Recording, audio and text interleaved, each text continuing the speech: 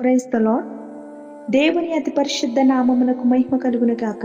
ఈరోజు వాక్యము యోబు గ్రంథము 33వ అధ్యాయం 19 నుండి 22వ వచనం వరకు చదువుకుందాము.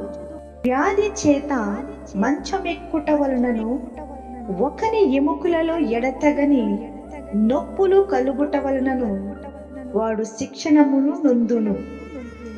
రొట్టెయు రుచిగల ఆహారమును వానికి అసహ్యమగును.